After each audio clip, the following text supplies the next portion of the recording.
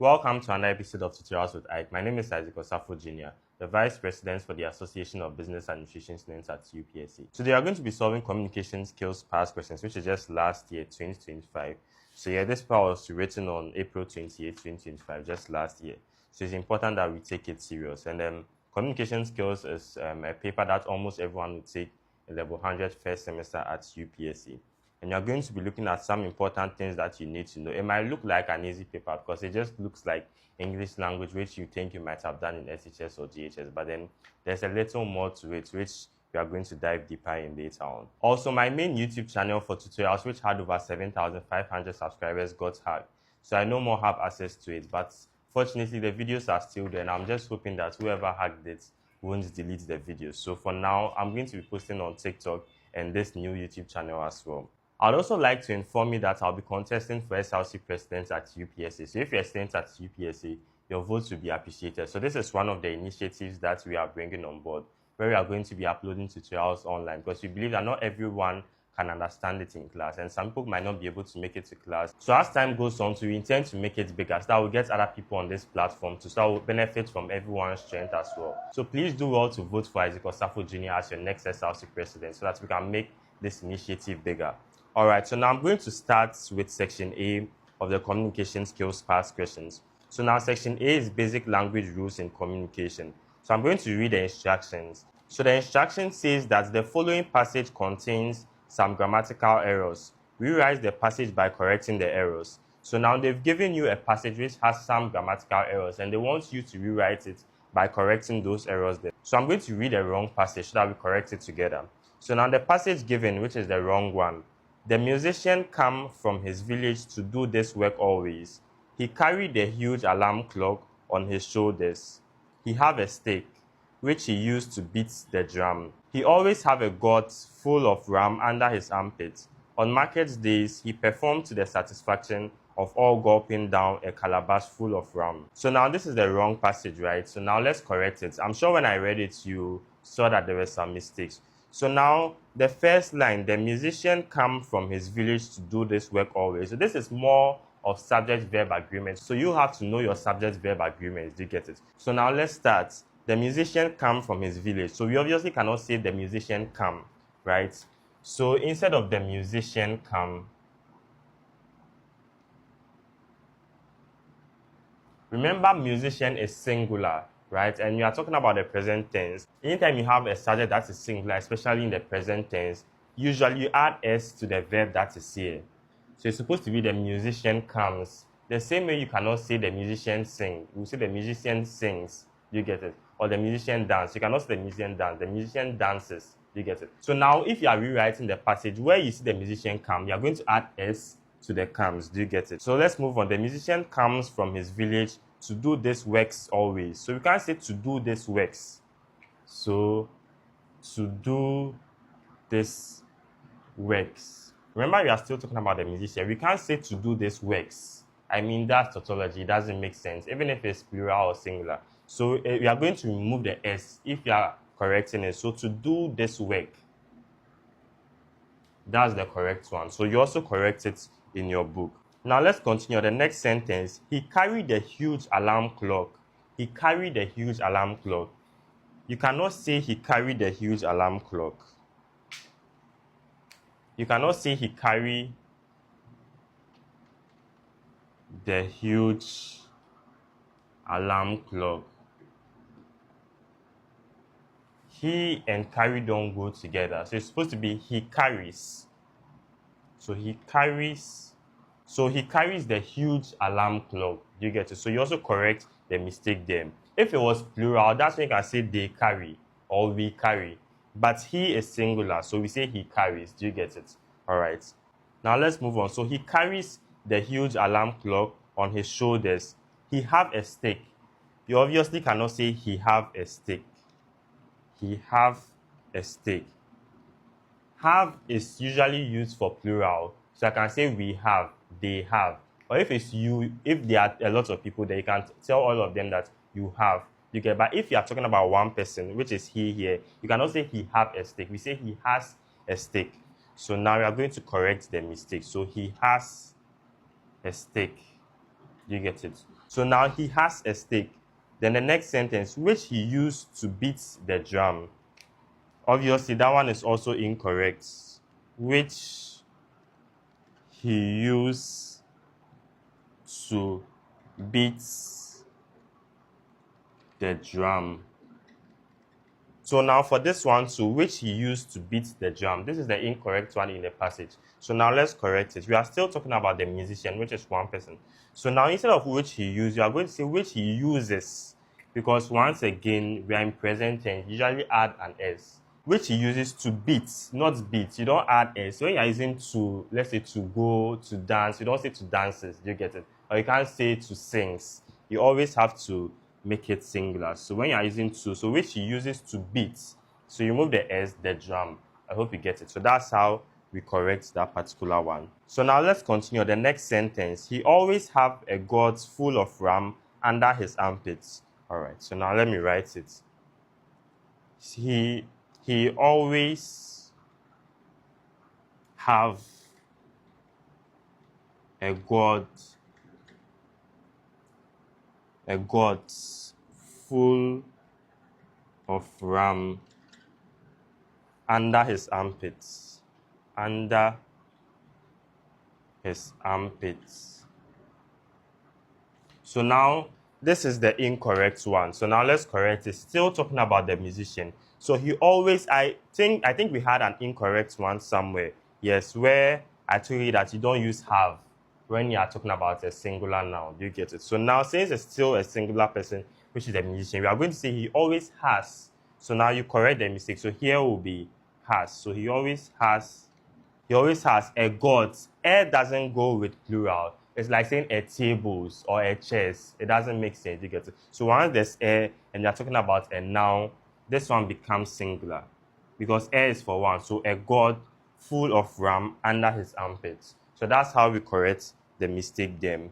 All right, so now let's move on. The last sentence. On market days, he performed to the satisfaction of all after gulping down a calabash full of ram. So here there's only one mistake. So on market days,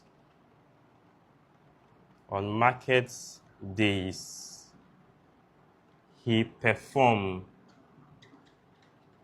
to the satisfaction. Okay, there's no need to write the rest because there's clearly no mistake there. So on market days, he performed to the satisfaction of all, gulping down a calabash full of ram. All right, so now there's one mistake in this sentence, which I'm sure you've already noticed. On market days, he performs. You have to add the S because once again, we are talking about a singular noun, which is the musician. You get, so on market days, he performs. So now, those are the mistakes that we are supposed to correct. So if you are able to do this part correctly, which is section A, you are going to get 10 marks for rewriting it correctly.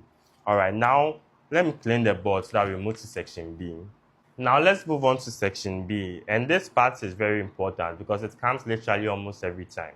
So now let me read the instructions. So the instruction says that read the following sentences and state whether they are simple, compound, complex, or compound complex. Now, before we even read the sentences to know whether they are each of them, let's understand what they are. Now, when we say a sentence is a simple sentence, it means it just has one complete idea. For example, I live at Dansoman. I ate rice and stew. That one has one complete idea. So just one idea in it. So that's for simple sentence. Now, when we talk about a compound sentence, it means that there are two complete ideas. So now you have two complete ideas in one sentence. So sometimes they can be separated by but, yet, so, and all that. Do you get it? So now if I say maybe I was tired, but I went to class, you realize that this sentence has two different ideas. Because I could have said I was tired and I would end the sentence there. I could have said I went to class and also end the sentence there. But this one, I have two different ideas coming together in one sentence, where it can be separated by but, or yet, or even end. Do you get it? So that's for a compound sentence. Now let's go to the next one, which is complex sentence. So now, when we say complex sentence, it means that the sentence has one complete idea, but an extra explanation to it. Do you get it? So now, not two ideas, just one complete idea, but there's an additional information to it. So for example, I can say that I went to class because the lecturer said he will give me marks. Do you get it? So you realize that the only reason why I went to class was because the lecturer was giving me marks. So me saying the lecturer was giving me marks is justifying why I went to class. Do you get it? Or I proposed to her because I realized that she likes me. So it means that the only reason why I proposed to her is because she likes me. So they are not two different ideas. Do you get it? Because I wouldn't have proposed to her if she did not like me. I hope you get it. So this one, you have an extra explanation that is explaining the already, established sentence in it. Do you get it? Or the already idea in it. I hope you get it. All right. Now, the last one we are going to talk about is compound complex.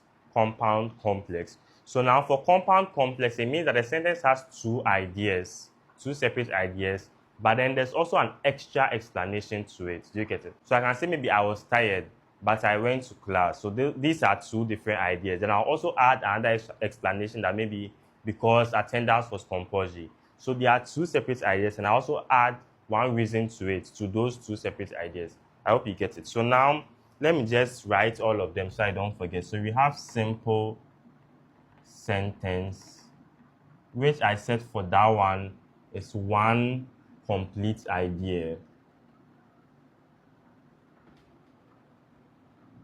Then we also have compound sentence, which I said that one is two complete ideas. So that one, it can be separated by but, and, so, or yet. Like, those are the words you would usually see. And we have complex sentence, which I said that one is one main idea, one complete idea plus an explanation, So an explanation to that one complete idea. Then the last one, which is compound complex. So for that one, there are two complete ideas.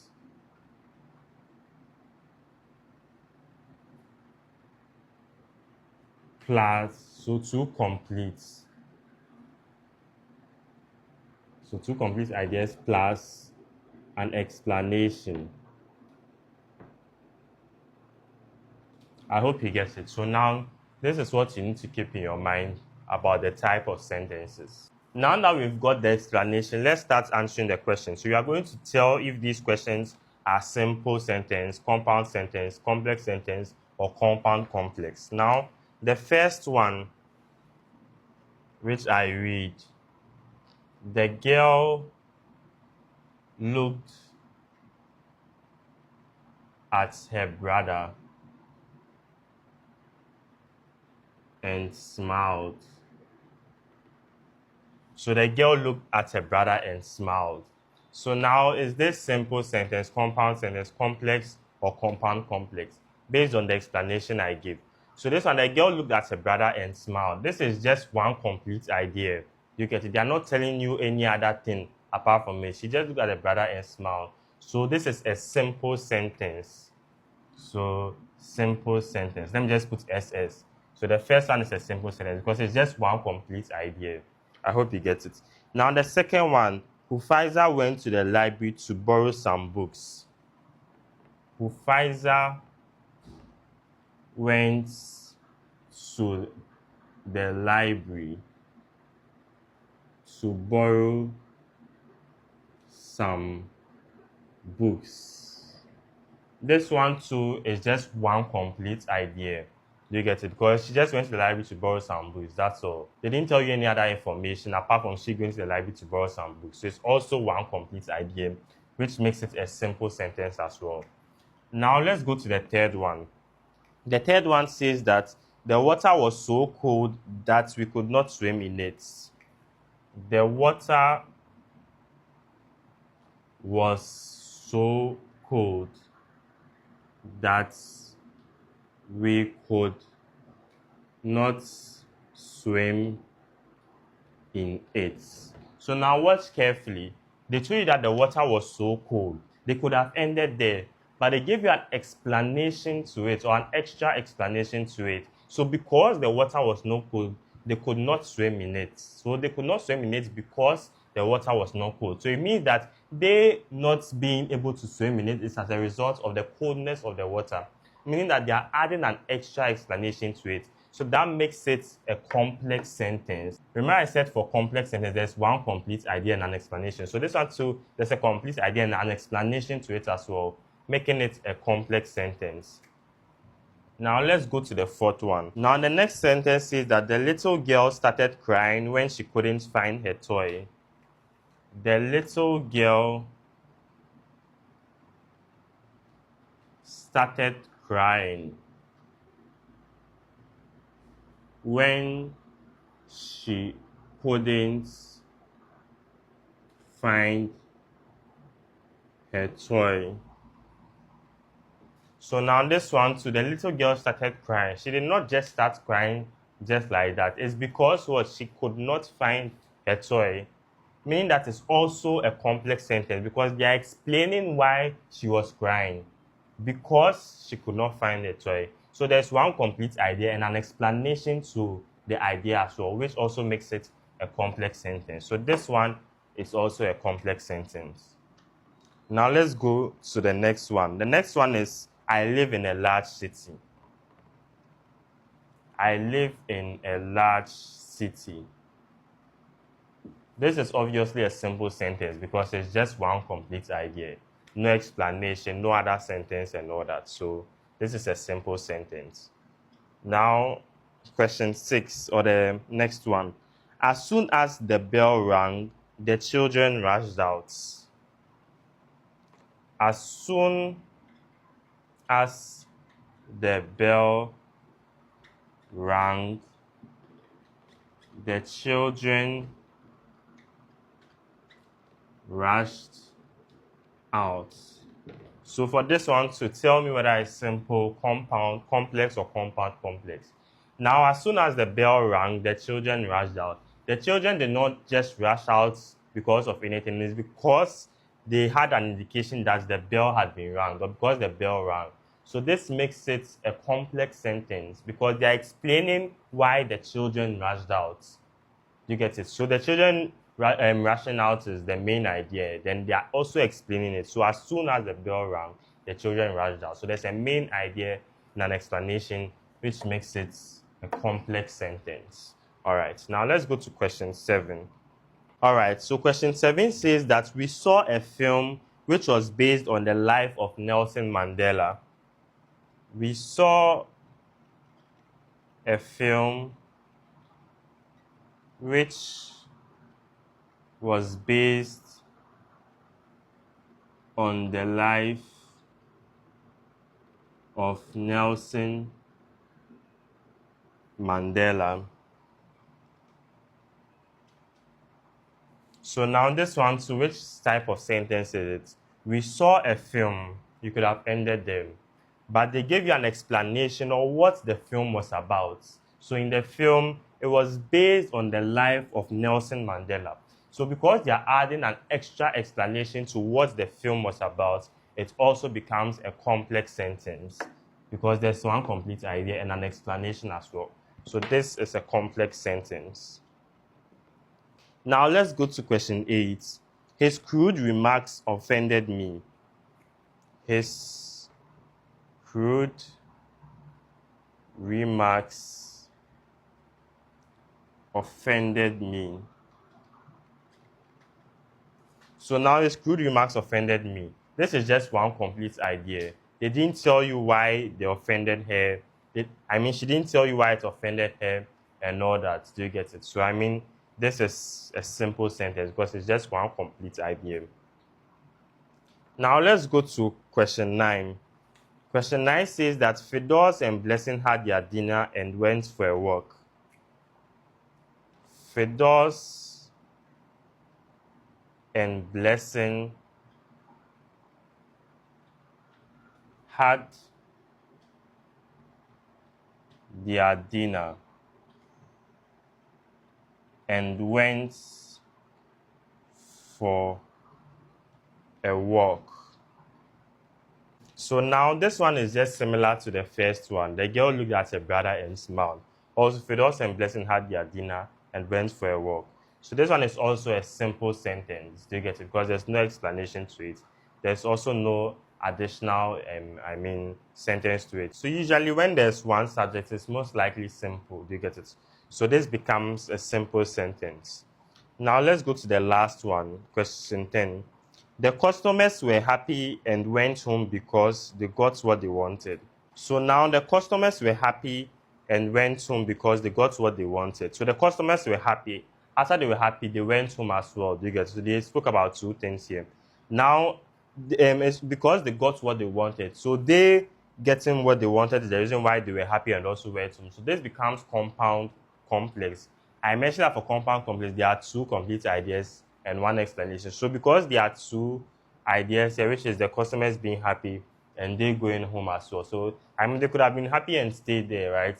But they also went home, and that was because they got what they wanted. So since there are two ideas here and they also got what they wanted, it becomes compound complex. Do you get it?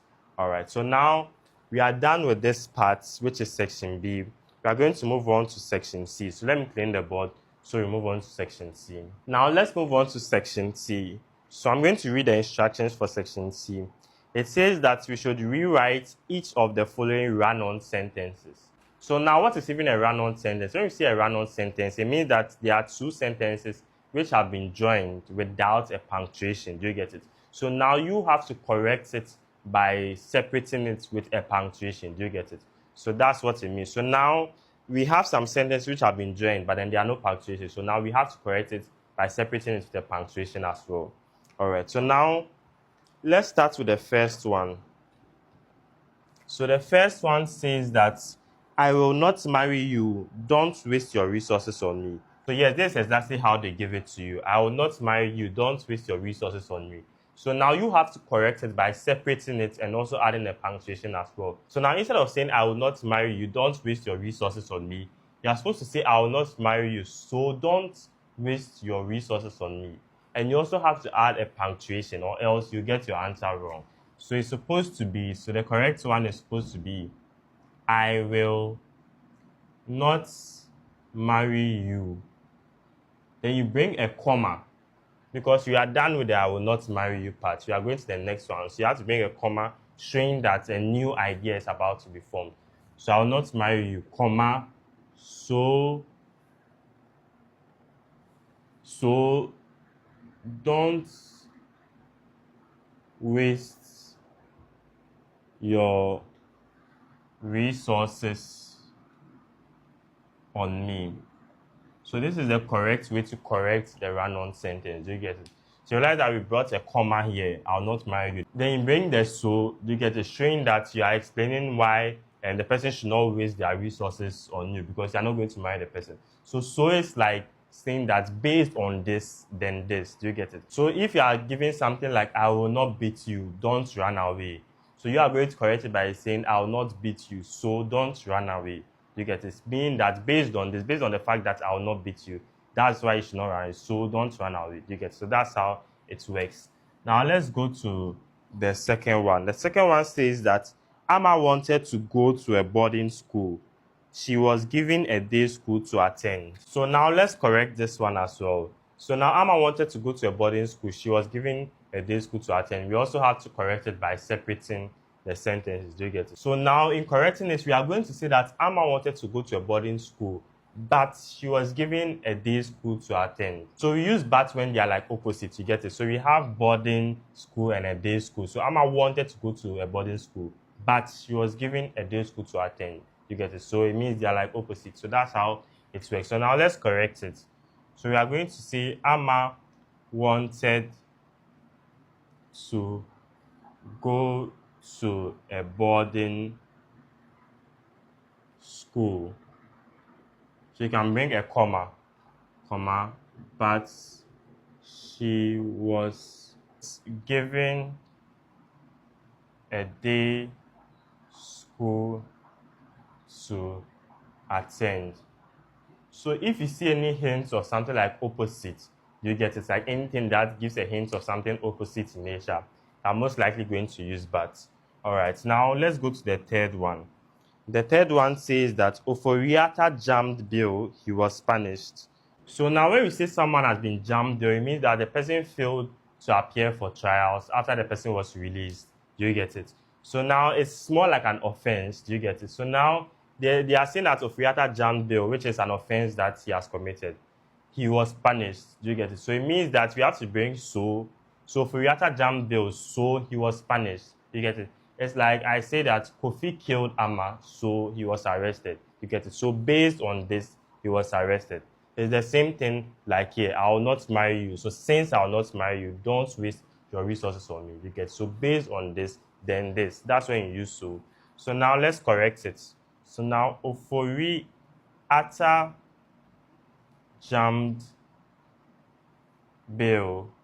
Then we are going to bring a comma. So he was punished. So he was punished. So now we've corrected the run-on sentence. Let's go to the fourth one.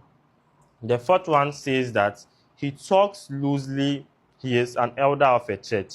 So now, I mean, an elder of a church is not supposed to talk anyhow. It's expected that at least an elder should be at least ethical in his utterances or the way he talks. But they are saying that this particular elder talks loosely. So now to correct it, we can say that he talks loosely. Yet, do you get it? So we are going to bring a comma. Yet, he is an elder of a church. So we use yet when you are expecting something like, or I mean, if people expect that it should be done this way, but it doesn't go as planned, you get it? So you can say maybe everyone expects that a Benz would be a fast car, or maybe an iPhone would have a good camera. So I can say something like, he uses an iPhone, yet he doesn't take quality pictures. Mean that we are expecting that iPhone should take quality pictures. You get? So when there's a particular expectation, but then it doesn't meet the expectation, then we use yet. I hope you get it. All right. Now let's go to the fifth one, which is the last one under section C. It says that Julius Caesar was an emperor of Rome. He won ancient wars. So this one is simple. You can just say that Julius Caesar was an emperor of Rome and he won ancient wars. That's all. Because they are just adding this information to this. It's an additional information. So, and he won ancient wars. That's all. So Julius Caesar was an emperor of Rome, and he won ancient wars. Because once someone is an emperor, we're expecting that the person, could win wars, right? So and so we'll bring a comma here, Rome, comma, and when you even use and, it's not compulsory to bring the comma. So and you won ancient wars. I hope you get it. So yes, that's it for section C, where we corrected the run-on sentences. Now let's go to the next section, which is section D. For the instructions, group the following words under American English and British English. All right, so now the first one, luggage or baggage. Then the second one, lift or elevator, holiday or vacation. Okay, let me clean the board and write it on the board. So now this is what you are given, right? And you're asked to tell which one is American English and British English. So this one, you just have to learn it based on the slides that they will give to you. So starting with luggage and baggage, luggage is British and baggage is American English. Do you get it? Then the second one, lift and elevator. Lift is British, elevator is American. Then holiday and vacation. Holiday is also British, then vacation is American. Then the next one, film and movie. Film is British, movie is American. Then the next one, realize and realize. So realize is American, with a Z is American. Then realize with an S is British. Then the next one, labor and labor. So the labor which has only the O is American. Then the one that has O-U-R or O-U is British. Then the last one, installments and installments. So installments with one L is British. Then the one with two L's is American. So yeah, but this one would be given to you in the slides. So once you go to your slides and you also learn a few more, it would help you. So this one, you just need the slides to help you with it. All right. Now let's go to section E. So section E says that you should convert the following active sentences to passive sentences. Let me clean the board so that we do it. So now we are asked to convert these active sentences to passive sentences. Now when we say active, it means that the subject does the action. Do you get it? So the subject usually starts it. But now for passive, the action is done to the subject. I hope you get it. So now it's more like you are starting with like the object, from the object's point of view. Don't worry, when we start answering it, you understand. So now the first one they give to you, which is the active one, which they want you to change to passive, is that. So the first one, I keep the butter in the fridge.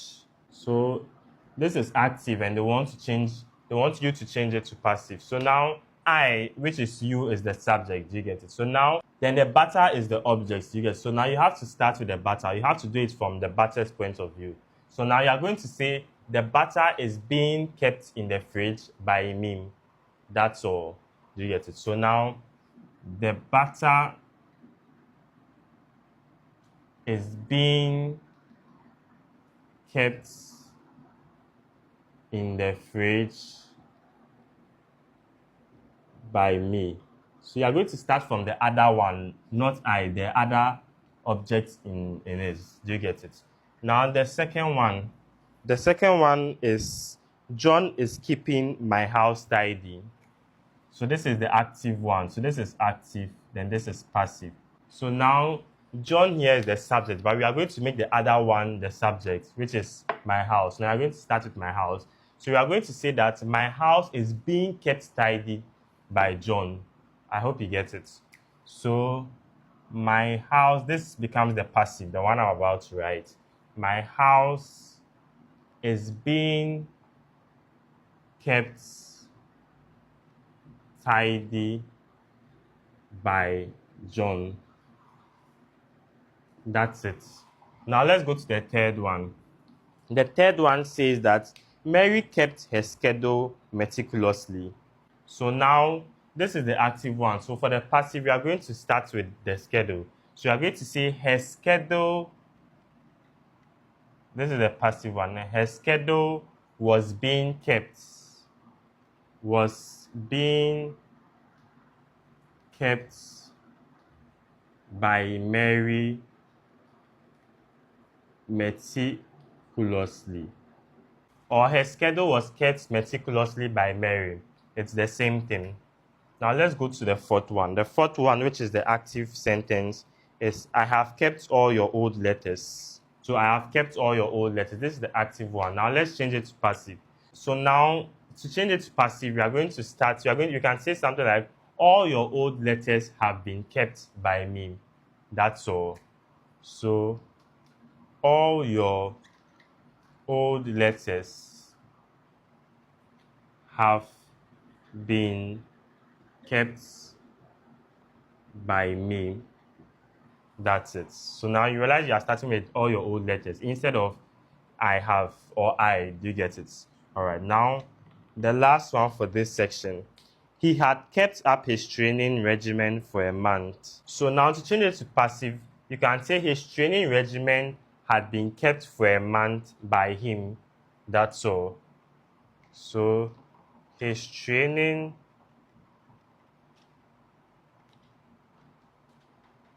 regimen had been kept up for a month by him. So now I'm going to start with his training regimen, which is the object. So I hope you get it. So this is how we change from active to passive. So for active, you realize that the subject starts it, but for passive, you are going to move the subject to the other side so that, it's whatever you are doing is being affected to the subject, not that the subject is actually affected. Do you get it? I hope you get it. All right. So now we are going to move on to section F. So the instruction says that the following sentences are ambiguous. Rewrite them and disambiguate their meanings. All right. So let me clean the board so that we do it. So now, what does this mean? So I'm going to read the instruction again. So the following sentences are ambiguous. Rewrite them and disambiguate their meanings. So now when we say a sentence is ambiguous, it means that it has multiple meanings. What that means is that if you read a sentence and let's say there are two people, someone will understand it in this particular way, the other person will also understand it in this particular way. So what you have to do is that you have to break the sentence down into different parts so that now everyone will understand it. So if let's say the sentence has two meanings, you have to write all the two meanings. If the sentence has three meanings, as in people are going to, someone understand it this way, another person understand this way, the other person also understand it this way, you break it down. So that now it's no more becomes ambiguous. Do you get it? That's what it basically means. So now the first sentence is the waiter served a dinner roll to the woman that was well buttered. To the woman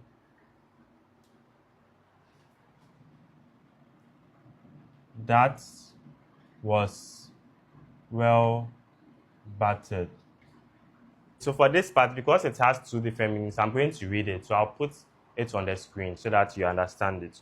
So now, the first one which I've written, the waiter served a dinner roll to the woman that was well buttered. So now, if this one is read to someone, all what we are saying is that it can have different meanings. So just mention the different meanings that it can have.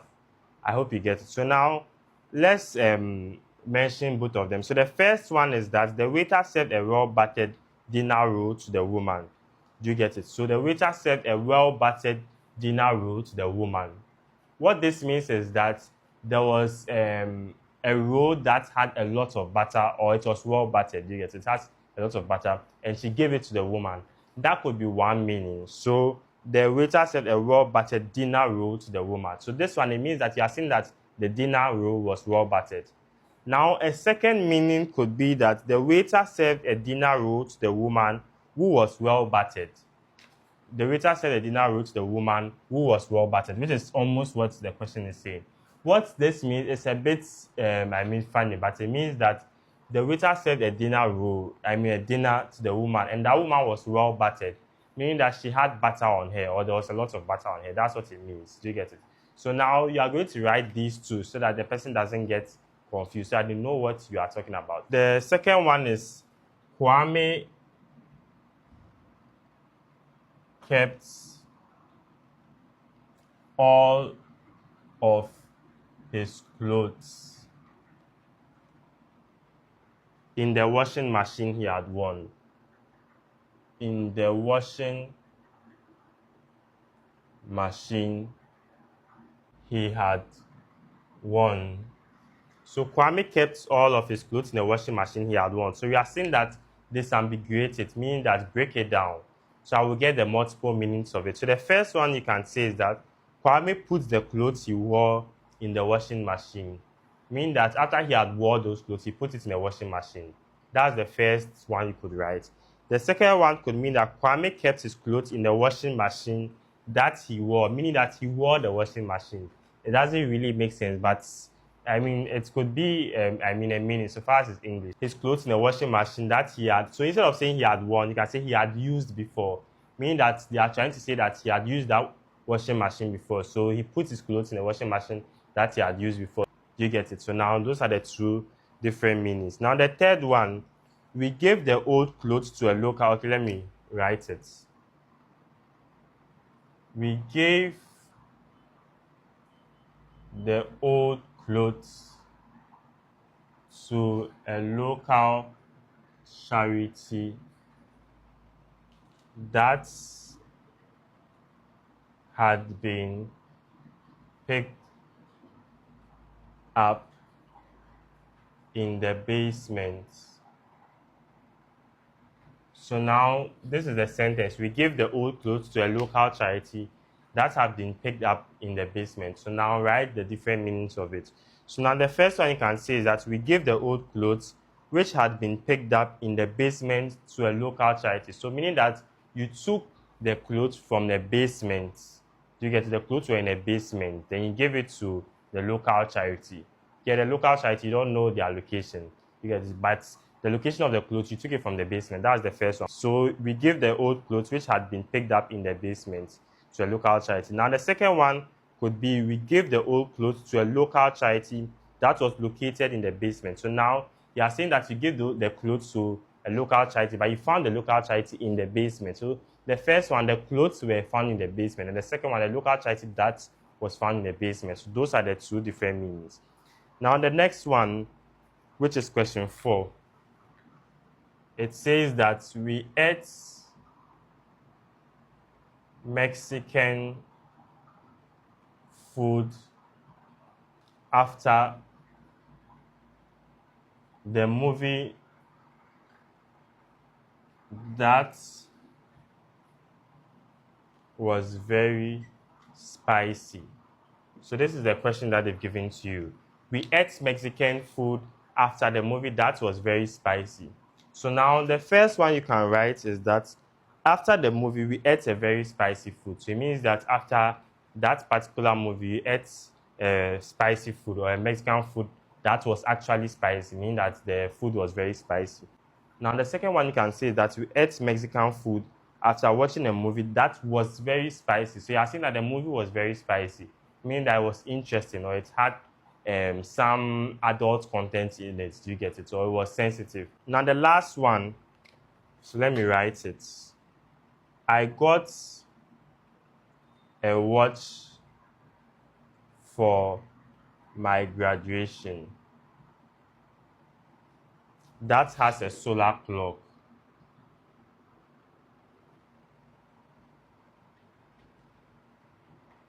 So now let's break it down. I got a watch for my graduation that has a solar clock. So the first meaning to it is that for my graduation, I got a watch that has a solar clock. So it means that you had an actual watch and it had a solar clock on it.